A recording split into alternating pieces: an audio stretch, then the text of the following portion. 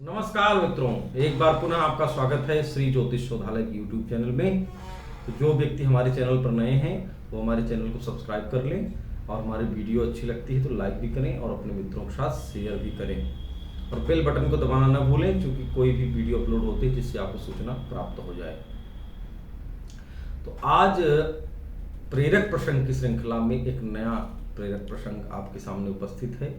यह लघु कथा आधारित है उत्साह पर। मनुष्य उत्साह के कारण बड़े से बड़ा कार्य कर जाता है और संस्कृत में भी श्लोक है, उत्साह संपन्नम मदीर्घ सूत्रम क्रियाविधिज्ञम व्यसने सशक्तम शूरम कृतज्ञम दृढ़ सौहृदश्च लक्ष्मी स्वयं याति निवास हेतु। उत्साह से संपन्न क्रियाओं को जानने वाला और जो कोई भी व्यसन नहीं करता है, शनि सशक्तम सूर है, कृतज्ञ है, किए गए उपकार को मानने वाला, सूरम कृतज्ञम दृढ़ सौहृदक्ष, जो प्रण कर लेता है उस पर दृढ़ निश्चय करता है कि उसको करना ही है।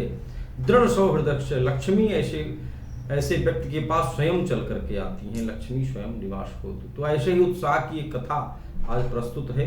एक राजा थे प्राचीन काल में, गौतम बुद्ध के समय। तो राजा के पास कई हाथियां थी और उसमें से एक बड़ा शक्तिशाली हाथी था और वह कई युद्ध जो है राजा के लिए जीता।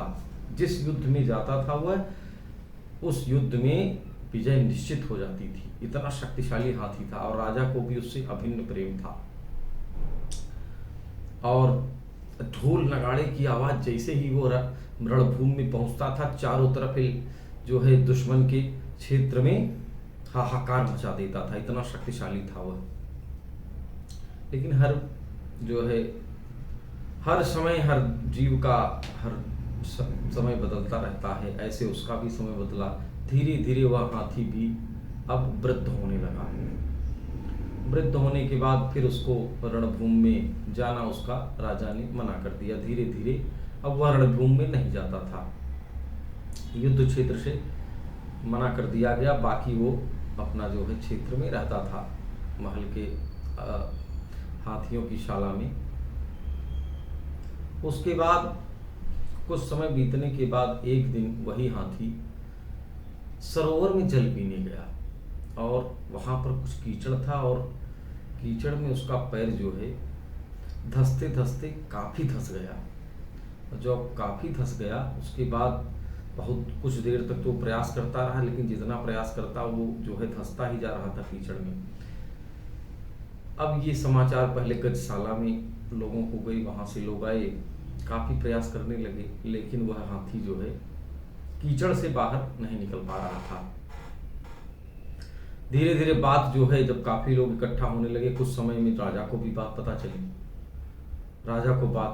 राजा भी आए, बहुत प्रयत्न करने लग गए, लोग बहुत सारे इकट्ठे हो गए, लेकिन हाथी जो है निकल पाने में असमर्थ रहा। कई प्रयत्न किए गए लगातार हाथियों को और जोड़ करके रस्से से निकालने का, लेकिन वो हाथी निकलने के लिए जो है असमर्थ रहा। गौतम बुद्ध कहीं पास में वहीं भ्रमण कर रहे थे। अचानक राजा को सूचना पता चली। राजा ने गौतम बुद्ध को जो है गौतम बुद्ध से मिलने के लिए तुरंत ही प्रयाण किया। आसपास में जहाँ थे उनको लेकर के इस संकट के बारे में बताया। लोगों ने भी आग्रह किया कि हे प्रभु, गौतम बुद्ध से कि इसका क्या जो है निराकरण हो सकता है, हाथी कैसे निकले। गौतम बुद्ध ने चारों तरफ उसके घूमा, चक्कर लगाया, उसके देखे सरोवर के। फिर उसके बाद कहा कि यहाँ पर नगाड़े और ढोल, जो युद्ध क्षेत्र के नगाड़े होते हैं, ताशे होते हैं, उनको बजवाया जाए। सब लोग सोचने लगे कि यहाँ सरोवर पर ये ढोल ताशे नगाड़े ये क्यों ऐसा करना चाहते हैं, इससे क्या फर्क पड़ेगा। लेकिन फिलहाल लोगों ने बुद्ध के ऊपर विश्वास करते थे, उन्होंने कहा कि ठीक है, बजाए जाने लग गए। जैसे ही नगाड़े बजने लगे, हाथी जो है पूरी तरह से थोड़े ही देर में पूरी उछल, पहले जो गिरा हुआ हाथी था अचानक से उठा और उठ करके कीचड़ से बड़ी तेजी के साथ निकलते हुए बाहर आ गया। सब लोग चकित रह गए। सब सोचने लगे कि ये जो हाथी इतने समय से इसमें फंसा रहा, इतना प्रयास करने के बाद नहीं निकला, अचानक से ये नगाड़ों की आवाज से कैसे निकल गया। सब लोगों ने गौतम बुद्ध से पूछा कि ऐसा कैसे हुआ। तो गौतम बुद्ध ने बताया कि हाथी जो है उसकी शक्ति कम नहीं हुई थी, बस उसका उत्साह कम हो गया था।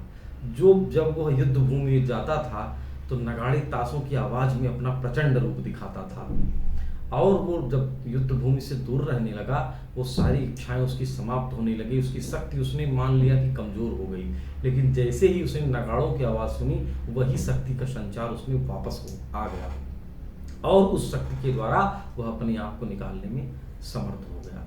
तो ऐसे ही मनुष्य जब लगातार उसके सामने असफलताएं आती रहती हैं तो वह अपना उत्साह खो बैठता है। वह सोचता है कि अब जो पुराना समय था कभी वापस नहीं आएगा, और धीरे धीरे वो अपने प्रयास भी कम करने लग जाता है, जिसकी वजह से निराशा में हो जाते जाते वो और बुरी स्थिति में पहुंच जाता है। तो व्यक्ति को उत्साह में कमी, हमेशा आशावादी चीजें पढ़ती रहनी चाहिए, आशावादी लोगों के बारे में जानना चाहिए, और निराशा से दूर रहना चाहिए। तो उत्साह अगर बना रहेगा तो आप बड़ी से बड़ी मुसीबत से बाहर आ जाएंगे उस शांति की तरह, और निरंतर ही आप अच्छी स्थिति में बने रह सकते हैं। समस्याएं आएंगी जाएंगी, लेकिन आपके उत्साह के कारण आप निरंतर सफलता के पथ पर आगे बढ़ते रहेंगे। आज के लिए इतना ही। अगले अंक में पुनः किसी विषय के साथ आपके सामने उपस्थित होंगे।